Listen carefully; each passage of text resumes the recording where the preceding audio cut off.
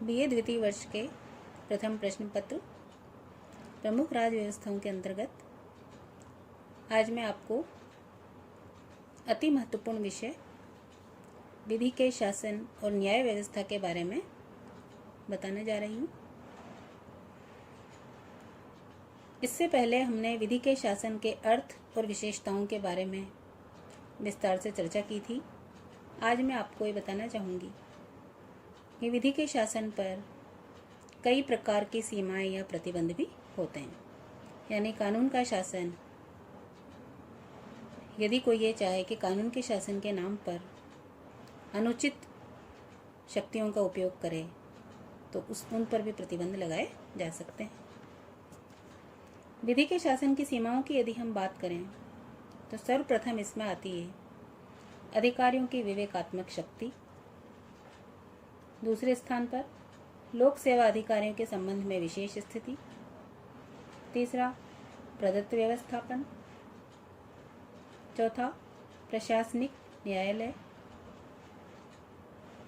पांचवा, इंग्लैंड के सम्राट के विरुद्ध किसी भी न्यायालय में कोई भी अभियोग नहीं चलाया जा सकता और उसे कभी भी न्यायालय के समक्ष पेश नहीं किया जा सकता।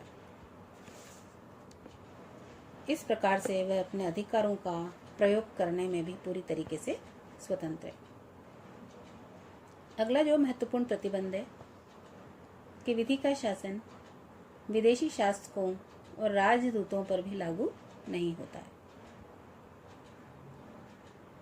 अगले बिंदु में गृह मंत्री को किसी भी विदेशी नागरिक को ब्रिटिश प्रजा होने का प्रमाण पत्र देने का अधिकार है।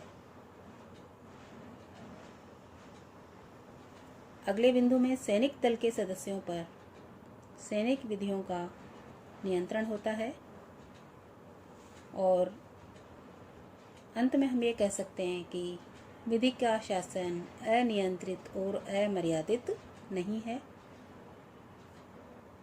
समय समय पर इन पर भी आवश्यकता पड़ने पर और जनहित में प्रतिबंध लगाया जा सकता है।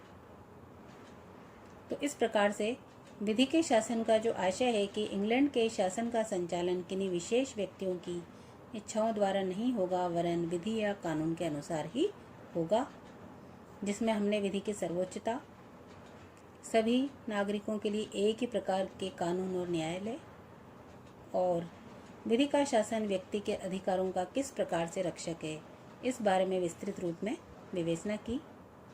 और इसके पश्चात आज हमने विधि के शासन की सीमाओं या प्रतिबंध के बारे में भी चर्चा की, जिसमें अधिकारियों की विवेकात्मक शक्ति यानी अधिकारियों का स्व विवेक भी विधि के शासन से कई बार ऊपर जा सकता है।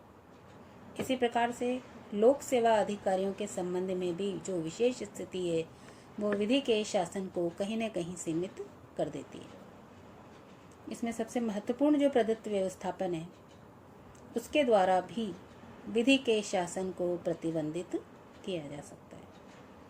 प्रशासनिक अधिकारियों के लिए अलग से न्याय और न्यायालय होते हैं, इससे भी विधि के शासन पर प्रतिबंध लगा है। और सबसे महत्वपूर्ण बात कि ब्रिटेन के सम्राट के विरुद्ध किसी भी न्यायालय में कोई भी मुकदमा कभी भी नहीं चलाया जा सकता, न ही उसे कभी न्यायालय के सम्मुख किसी भी वाद में पेश किया जा सकता है।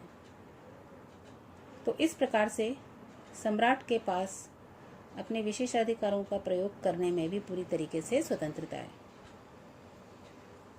इसी प्रकार से हमने चर्चा की कि विदेशी शासकों तथा राजदूतों पर भी ये लागू नहीं होता है। जो एक देश के गृह मंत्री हैं, जो ब्रिटेन के गृह मंत्री हैं, उनको भी किसी भी विदेशी नागरिक को ब्रिटिश प्रजा होने का प्रमाण पत्र देने का पूर्ण अधिकार है। इसी प्रकार से सैनिक दल के सदस्यों पर भी सैनिक कानूनों का ही नियंत्रण होता है। तो इस प्रकार से विधि का शासन जो ब्रिटिश शासन व्यवस्था का एक महत्वपूर्ण बिंदु है, उस पर भी कई प्रकार की सीमाएं और प्रतिबंध समय और परिस्थितियों के अनुसार ब्रिटिश शासन की व्यवस्थाओं के अनुसार लगाई जा सकती है। धन्यवाद।